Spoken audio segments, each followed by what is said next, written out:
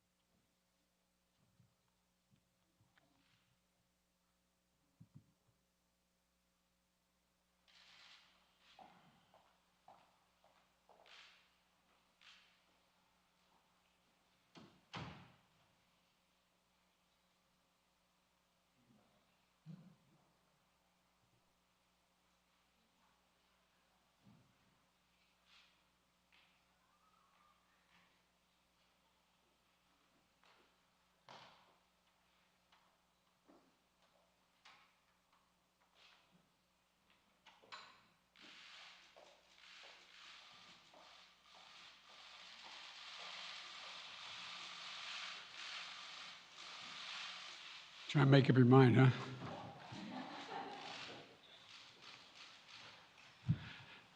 Well, good afternoon. Yesterday, Vladimir Putin recognized two regions of Ukraine as independent states. And he bizarrely asserted that these regions are no longer part of Ukraine and their sovereign territory. To put it simply, Russia just announced that it is carving out a big chunk of Ukraine. Last night, Putin authorized Russian forces to deploy into these regions. Today, he asserted that these regions are actually extend deeper than the two areas he recognized, claiming large areas currently under the jurisdiction of the Ukraine government. He's setting up a rationale to take more territory by force, in my view. And if we listened to his speech last night, and many of you did, I know, he's setting up a rationale to go much further. This is the beginning of a Russian invasion of Ukraine, as he indicated and asked permission to be able to do from his Duma. So let's begin to, I'm going to begin to impose sanctions in response far beyond the steps we and our allies and partners implemented in 2014. And if Russia goes further with this invasion, we stand prepared to go further as with sanctions. Who in the Lord's name does Putin think gives him the right to declare new so-called countries on territory that belong to his neighbors? This is a flagrant violation of international law, and it demands a firm response from the international community. Over the last few months, we've coordinated closely with our NATO allies and partners in Europe and around the world to prepare that response. We've said all along, and I've told Putin to his face more than a month ago, that we would act together. And the moment Russia moved against Ukraine, Russia has now undeniably moved against Ukraine by declaring these independent states. So today, I'm announcing the first tranche of sanctions to impose costs on Russia in response to their actions yesterday. These have been closely coordinated with our allies and partners, and will continue to escalate sanctions if Russia escalates. We're implementing full blocking sanctions on two large Russian financial institutions, VEB and their military bank. We're implementing comprehensive sanctions on Russian sovereign debt. That means we've cut off Russia's government from Western financing. It can no longer raise money from the West and cannot trade in its new debt on our markets or European markets either. Starting tomorrow and continuing in the days ahead, we'll also impose sanctions on Russia's elites and their family members. They share in the corrupt gains of the Kremlin policies and should share in the pain as well. And because of Russia's actions, we've worked with Germany to ensure Nord Stream 2 will not, as I promised, will not move forward. As Russia contemplates its next move, we have our next move prepared as well. Russia will pay an even steeper price if it continues its aggression, including additional sanctions. The United States will continue to provide defensive assistance to Ukraine in the meantime, and will continue to reinforce and reassure our NATO allies. Today, in response to Russia's admission that it will not withdraw its forces from Belarus, I have authorized additional movements of U.S. forces and equipment already stationed in Europe to strengthen our Baltic allies, Estonia, Latvia, and Lithuania. Let me be clear, these are totally defensive moves on our part. We have no intention of fighting Russia. We want to send an unmistakable message, though, that the United States, together with our allies, will defend every inch of NATO territory and abide by the commitments we made to NATO. We still believe that Russia is poised to go much further in launching a massive military attack against Ukraine. Hope I'm wrong about that, hope we're wrong about that, but Russia has only escalated its threat against the rest of Ukrainian territory, including major cities and including the capital city of Kyiv. There are still well over 150,000 Russian troops surrounding Ukraine. And as I said, Russian forces remain positioned in Belarus to attack Ukraine from the north, including warplanes and offensive missile systems. Russia has moved troops closer to Ukraine's border with Russia. Russia's naval vessels are maneuvering in the Black Sea to Ukraine's south, including amphibious assault ships, missile cruisers, and submarines. Russia's moved supplies of blood and medical equipment into position on their border. You don't need blood unless you plan on starting a war. Over the last few days, we've seen much of the playbook that Secretary Blinken laid out last week in the United Nations Security Council come to pass. A major increase in military provocations and false flag events along the line of contact in the Donbass. Dramatically staged, conveniently on-camera meeting of Putin's Security Council to grandstand for the Russian public. And now, political provocation of recognizing sovereign Ukrainian territory as so-called independent republics in clear violation, again, of international law. President Putin has sought authorization from the Russian parliament to use military force outside of Russian territory. And this set the stage for further pretexts of further provocations by Russia to try to justify further military action. None of us should be fooled. None of us will be fooled. There is no justification. Further Russian assault in Ukraine remains a severe threat in the days ahead. And if Russia proceeds, it is Russia and Russia alone that bears the responsibility. As we respond, my administration is using every tool at our disposal to protect American businesses and consumers from rising prices at the pump. As I said last week, defending freedom will have cost for us as well and here at home. We need to be honest about that. But as we do this, I'm going to take robust action to make sure the pain of our sanctions is targeted at the Russian economy, not ours. We're closely monitoring energy supplies for any disruption. We're executing a plan in coordination with major oil-producing consumers and producers toward a collective investment to secure stability in global energy supplies. This will blunt gas prices. I want to limit the pain the American people are feeling at the gas pump. This is critical to me.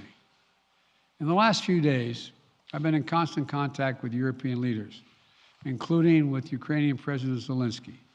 Vice President Harris met in person with the leaders in Germany over the weekend at the Munich conference, including President Zelensky.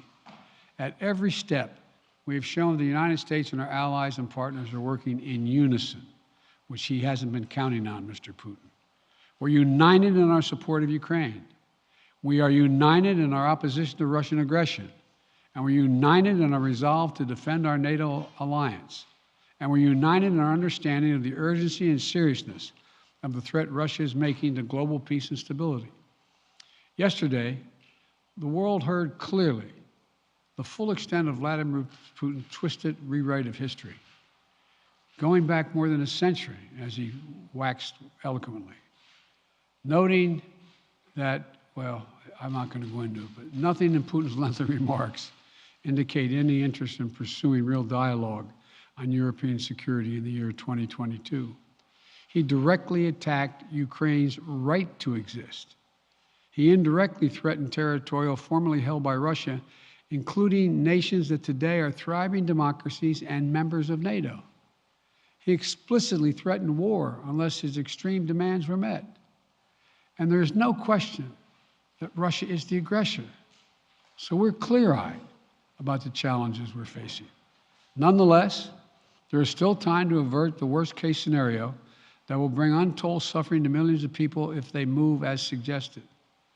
The United States and our allies and partners remain open to diplomacy if it is serious.